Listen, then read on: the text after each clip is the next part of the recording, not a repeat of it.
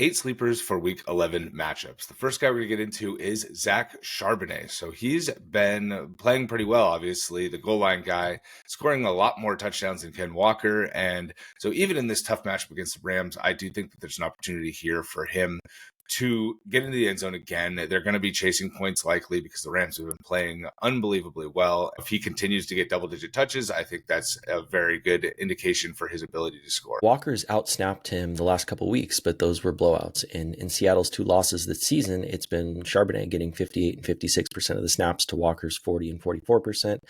In their 1-score games this season, it's been Charb's as well. So there's a high likelihood he does outsnap Walker again in this one. And you already mentioned it. He is the goal line back, which is super frustrating because they've been giving Walker opportunities like inside the 5. But as soon as it gets to the 1, it's Zach Charbonnet time. And he might be the most annoying player in fantasy right now, maybe behind Tyler Algier. You'll have to ask a Bijan owner. But for this one, in either a close game or which they will probably be trailing, I do like this call out. Yeah, and I think Charbonnet maybe is just better than Ken Walker. Maybe that's a hot take, but we've seen them each play without each other, and Charbonnet always seems to look like the better player when Walker's not there versus Walker when Charbonnet's not there. Obviously, Walker has an element to his game that Charbonnet doesn't have with the speed of the long, big play ability, but overall, Charbonnet has shown that he can be a very, very productive player. So, and again, this is somebody buried outside the top 24 at running back and really outside the top 30 at running back that if you have on your teams or you've been struggling with Ken Walker decision, I think at this point, I would just be looking to Charbonnet over Walker. Next guy up is RJ Harvey, and this one seems a little bit self-explanatory, but he was still buried in the rankings, which I was surprised by, but I guess the matchup against Kansas City is decently difficult. J.K. Dobbins is not going to play in this game, and so the RJ Harvey train has left the station. I feel like he is going to be very, very productive if he does get all of the touches like I'm kind of expecting. So 15 carries, 3-4 targets, and I think he's got a chance to threaten 100 yards in this game, even against Kansas City. He is just so explosive. If he gets any sort of room, he can break long plays. He's good between the tackles. He's good outside. He's good at catching passes. And so I just think that this is a huge opportunity for him to step into the starting role going into the bye. I'm going to be loving him even more coming out of the bye if J.K. Dobbins does hit IR. But in this game, if you have RJ Harvey, now is the time to fire him up. Yeah, his touchdown hot streak kind of came to an end last week, but it's interesting. We talked about him before where he's RB24 and it's been on the back of those just kind of, I don't want to call them fluky touchdowns, but given how few snaps he's had, would not expect it. But at the end of the season, we're going to look up and he's going to be RB15, 14 maybe, and all the RJ Harvey bros are going to be like, see, I told you so. But obviously circumstantially was a little bit different That's than maybe me, by the we way. had expected. Yeah, of course it is. So if he's over 65% of the snaps with his explosiveness, I think the Chiefs are a little bit more gettable on defense than they've been in years past. So this is a good one. And again, his work in the passing game, if they're trailing points, should be present as well. And the last running back we're going to talk about this week is Tre Tucker. So this one's a little bit deeper of a poll. He's outside the top 40 at running back this week.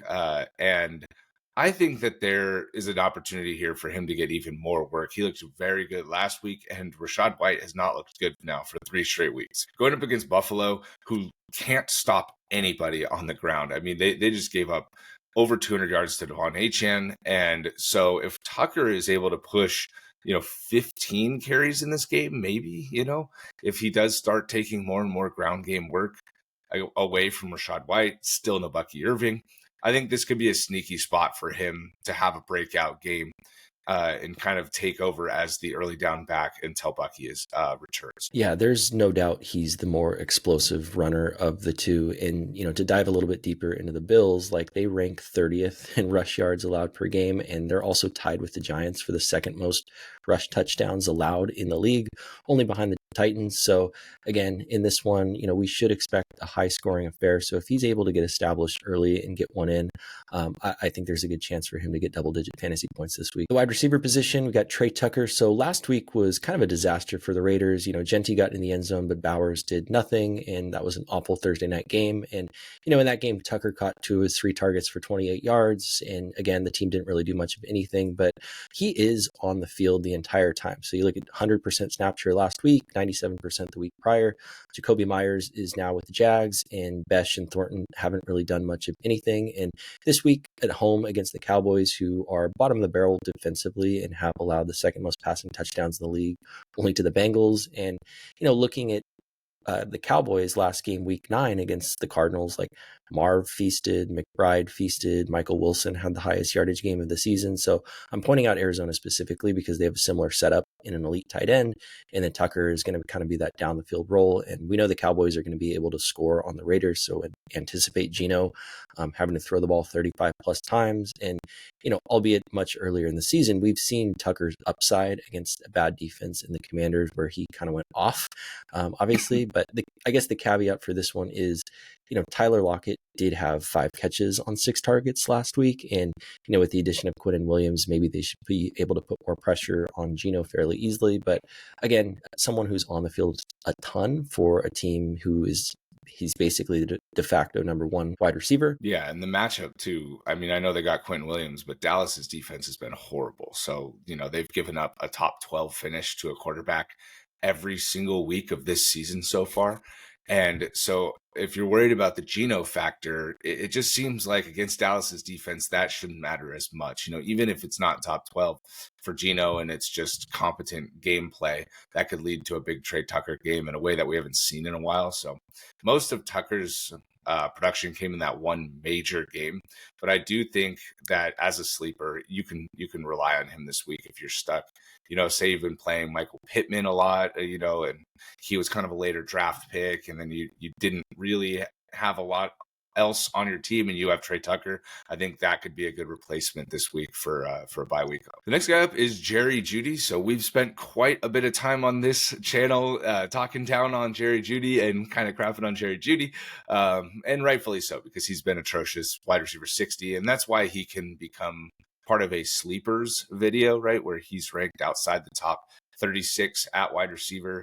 And I just think coming out of the bye, after seeing him get 12 targets right away and have a productive game, that Baltimore is another defense that he can get if he's going to get that type of workload. So still only 50% catch rate last week. So it's not like he became super efficient or anything like that. I just think if the volume follows him to Baltimore, they're going to be chasing. This is a division matchup, and Baltimore's defense, again, they're getting healthier, but they're still not one of the best defenses in the league. And so I think there's an opportunity here if you have Jeudy on your bench, or if you picked him up, that he can go straight into your lineup, similar to the Pittman thing. So just another bye week replacement type of receiver. It's funny, we've kind of come full circle where it's like, people were starting him early in the year, they were drafting him fairly high.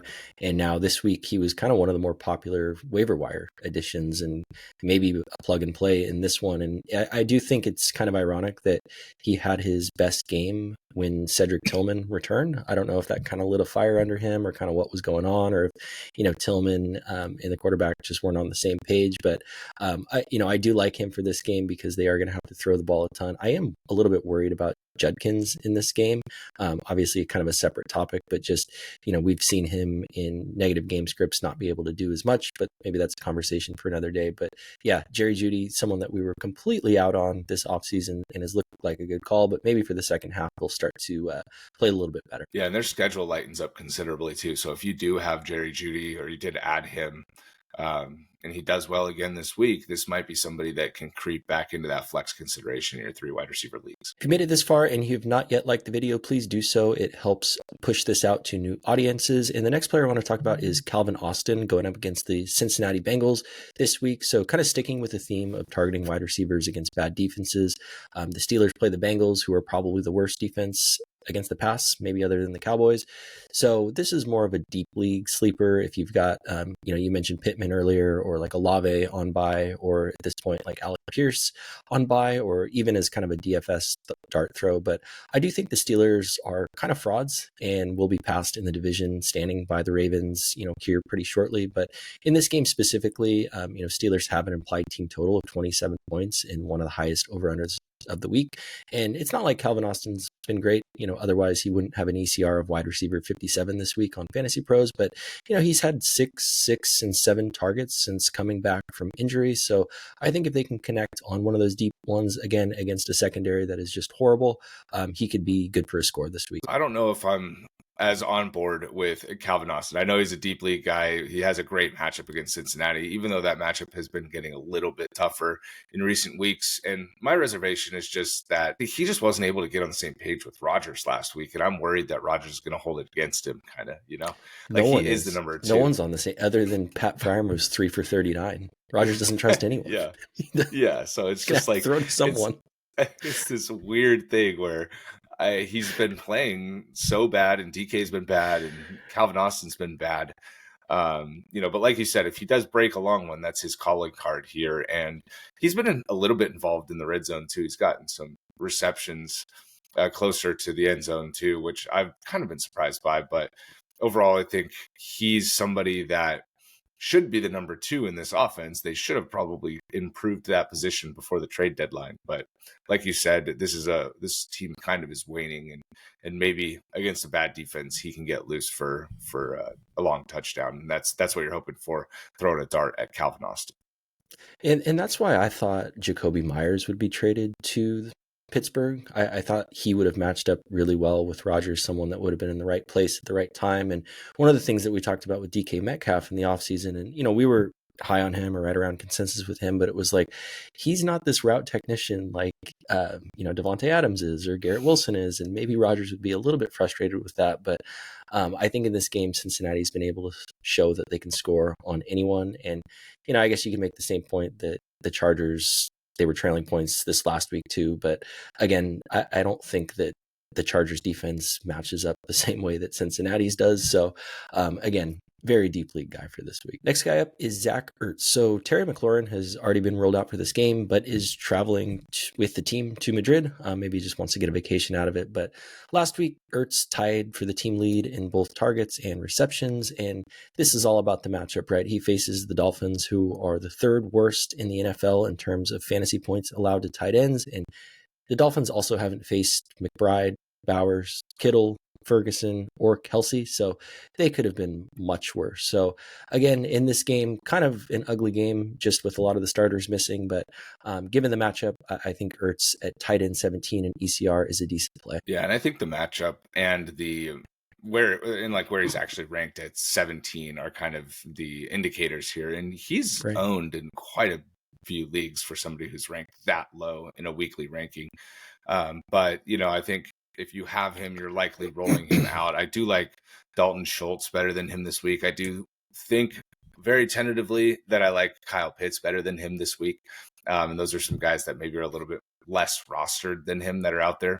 But I don't think you're moving away from Zach Ertz if you have him at this point. Mariota should be good in this one against a Miami defense that just lost players at the deadline, right? Jalen Phillips no longer there as edge rusher. And so they've been playing a lot better on defense over the last month, but I don't know how much of that has basically been matchups versus them actually playing better. At the quarterback position, got Jacoby Brissett going up against the 49ers at home this week. So maybe this is a little bit of wish casting because I'm starting him in our home league, Superflex, of course. But I wanted to include him on here because he's currently ranked outside the top 20 in ECR. And every start this season, he's finished as a low-end QB1. So he has 8 touchdowns to 1 interception since taking over for Kyler.